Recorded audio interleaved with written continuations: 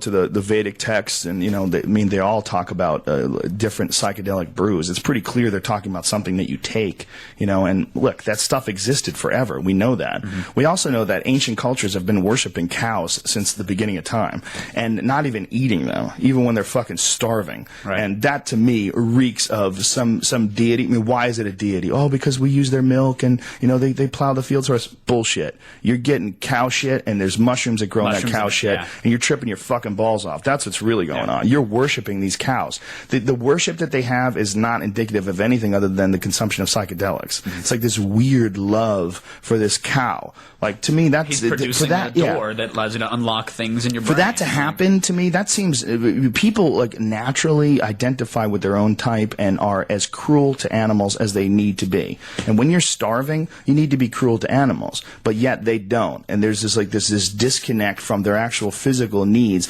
and this love that worships on this deifying this animal. And we also know that they were big on fucking psychedelics. We know that their past has lots of references in the ancient texts to psychedelics. And psychedelic mushrooms grow better on cow shit than anywhere in the world. That's the best place for them. By the way. Where's that? Hana Maui. Oh, you wouldn't know it. Right on the up island? In the hills. Yeah. Really? You find them up there? Yeah, you just take the road to Hana, and when you're there, like the Hana Maui Resort, the big old hill, you just climb it at about 6 in the morning. It's everywhere. Well, the entire Pacific Northwest of the United States, the entire Pacific Northwest literally is like a mind of spores. It's like one gigantic organism, life form, like a base of spores. They're fucking everywhere up there. Psychedelic mushrooms, like, there's people that go up there and find them and grow them, but it's all connected with some, I mean, literally, if you believe that psychedelic mushrooms are some sort of a life form from somewhere else, which a lot of people believe, they believe that, much like they believe that, the Panspermia theory that we were talking about earlier, that, amino acids and all sorts of water and different things came from asteroids, hit Earth, and that started and seeded life. They believe that somehow or another these spores came from other planets.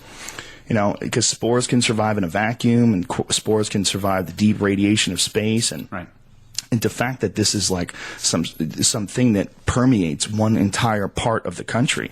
I remember watching or reading something about it, like if you like connected it all together, like the how far and how wide it is, and these mushrooms keep growing in the same space, in the same area. And I just know that they made me see words come out of somebody's mouth once. Really? That was the fucking trip of my life. Did they look like English words? So yeah, it was at a moment, and I could hear conversations in the other room. I couldn't hear them, but I could literally see words in like 3D text form floating over the partitions in this guy's loft in downtown LA. And I was like, what? And I looked at him, I'm like. And I started recalling to my friend who was there. And granted, we're all fucked up. But I'm like, they're talking about such and such in there. Well, how do you hear that? The music's so loud. I can see it. And went in there and was literally, as people were talking to me, I was watching their mouths open up. And the words that they were saying were physically coming out as text. Their mouths were warping around it. And so I must have looked like a tweaker and a half watching these words go by because I was trying to read it like a ticker as they were talking. So to the outside where I was scratching and going like this, they probably thought they'd fuck me up. Did you ask them if you were right? Well, I was absolutely right. We talk about it to this day. Like, I saw words coming out of people's mouths and was reading them. Maybe I was hearing it and it was like some... And your head was just... Yeah, like a synesthesia. My brain was going, this is what they're saying. I don't know. I don't care. But you care. checked with them about what they were saying? Yeah. What were you on? Just mushrooms. How much? Not that much. Lightweight. Couple stems, couple caps. Really? With peanut butter. See, what's weird, Kevin, is that lightweight. A lot of people, especially that I met through Joe, they're firm believers of like, you just got to eat a shitload of mushrooms and blah, blah. No, I've never done this my whole life. It's always been like half an eighth, maybe, and I just took a half. That even sounds like crazy. Yeah, I just took like half of the eighth recently, and had probably the most hardcore visuals I've ever had in my life on mushrooms. I have friends that smoke salvia, and they'll see like visual distortions in the room. Like, they'll look up and the ceiling will rip apart, and they'll like snow will come in. I'm like, that's cool. That sounds fun. When I smoke it, I go to another fucking dimension. Me too. Another dimension. I didn't do it right the first time I did it. Oh, yeah? Yeah, I only did it once, and I didn't do it right, and I just did what they did. I was like an out-of-body experience. But, what you guys are talking about, you absolutely can get a brilliant and beautiful experience from just a little bit of mushrooms. Yeah. There's no doubt about it. But it's not the same experience. How do you know that, though? How do you know that? Because I've done them both.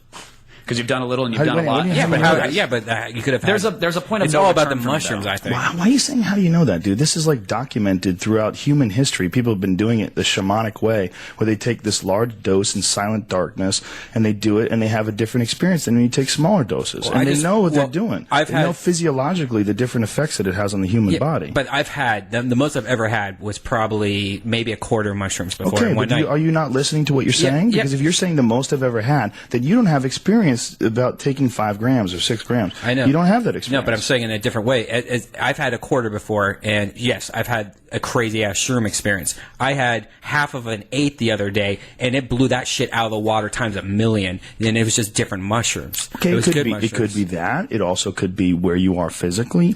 It could be what you had in your stomach. It could be, there's a lot of different things, but that doesn't mean anything because you haven't had the full-blown experience of the big dose to compare it to. Yeah, but does it even do anything when it gets to a certain point? I was going to say, for me, at some point, I don't know what's beyond that because I would have pissed myself and vomited all over myself. I can't go any further than that physically. McKenna did a lecture once, and he was talking about a friend of his that chose to remain anonymous, but he was like this crazy psychedelic guy who every time he did mushrooms, his goal was to try to tolerate more. Right. And he would go to 10 grams and have these the God knows. What you do is you literally completely dissolve, you cease to exist, and you make contact with whatever the fuck it is that you're making contact.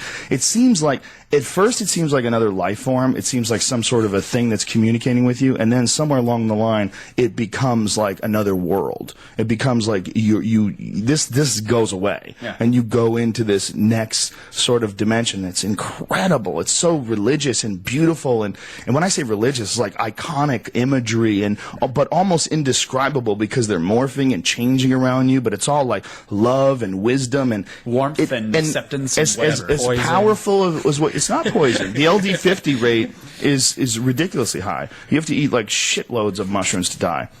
It's not poison. To die, yes, but probably not. I mean, mushrooms is a mushroom. It is a poison to your body. No, it's not. Mushroom is not poison, Brian. It's like salt is poison. Is salt poison? Well, if you eat a half pound of salt, you fucking die.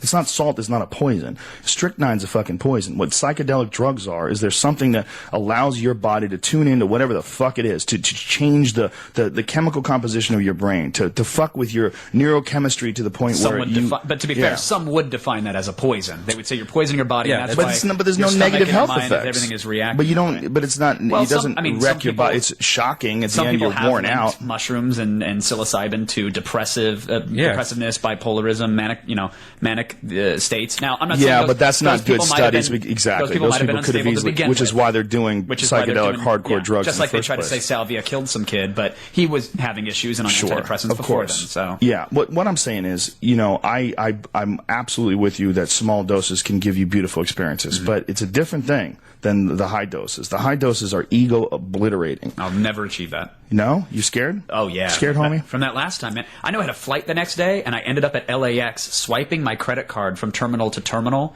in the machines, hoping one would recognize my itinerary and spit it out. I was like, oh, this was really unprofessional. I probably shouldn't have eaten all those mushrooms the night before a flight to New York and a shoot. But you figured out how to get there. How could you not figure out how to look at your phone and your email that tells you where you're supposed to go? Man.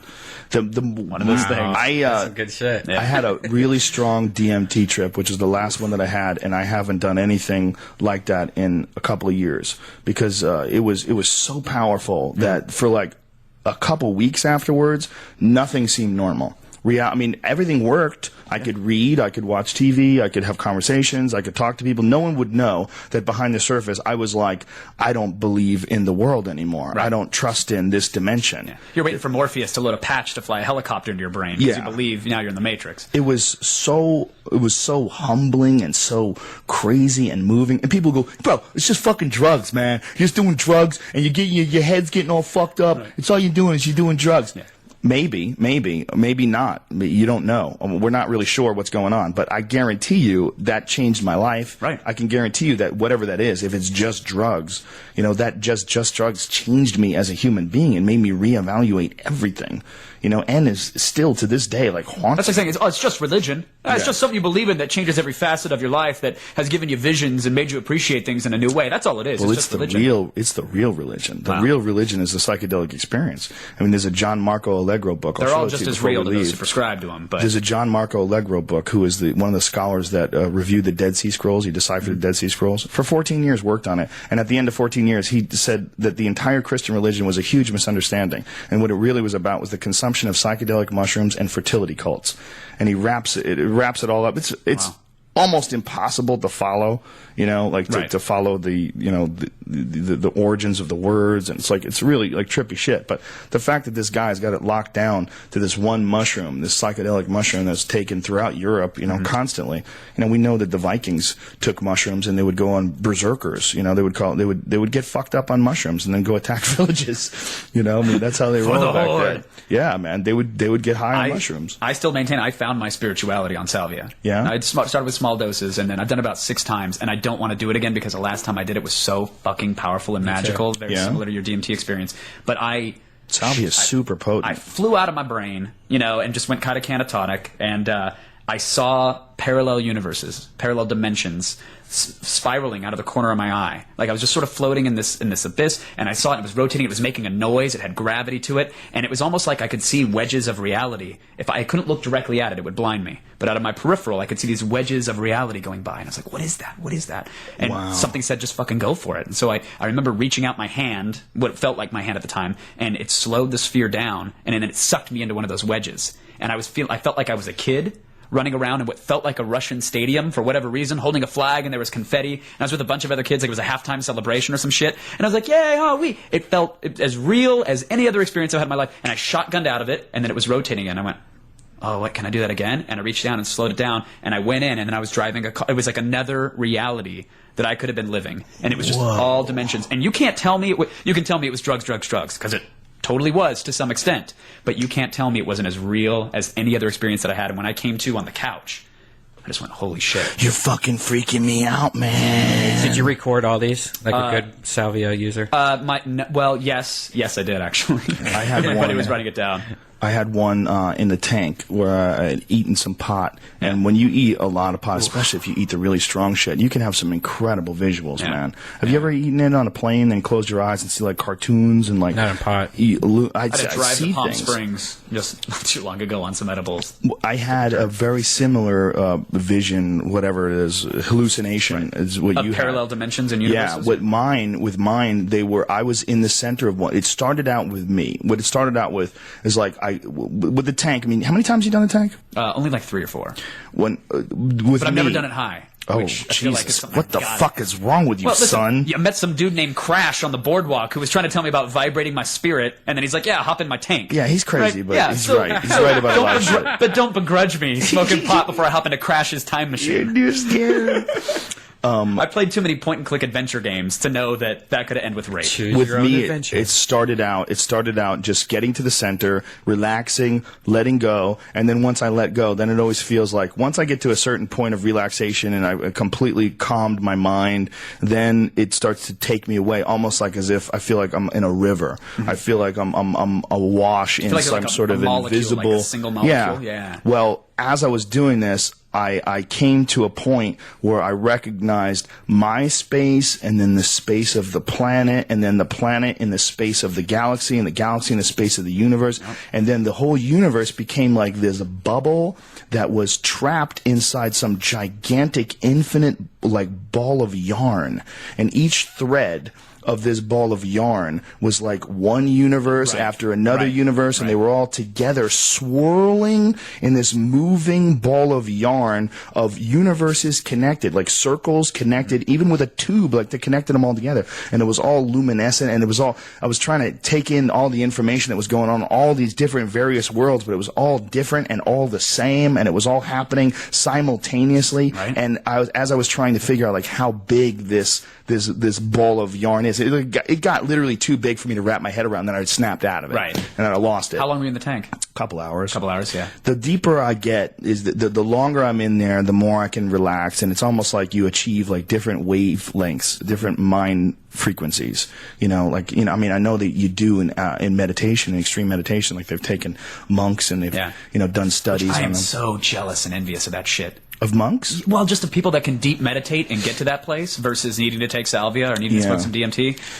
I'm not capable of shutting it all off like that. But if you do naturally. that deep meditating, like if I did monk it every life, day, if I did it every day and that was my only existence, then sure, that'd be fine. But I got a mortgage. Yeah, dude. I gotta cheat to get to space. You want to get laid, okay? Yeah. You want to watch TV. Fuck all that monk shit. I need Netflix and cartoons. I'll find the universe by smoking it. You can get it there, though. You can look. It's like I had a conversation with my ego on salvia, and that was a trip. I found it inside the visualizer of my Xbox 360 of all places. That son of a bitch was hiding out in there. I put that on, and what happened? At the time, you could use the vision cam, so when you move around, it would make the visuals on the screen go nuts.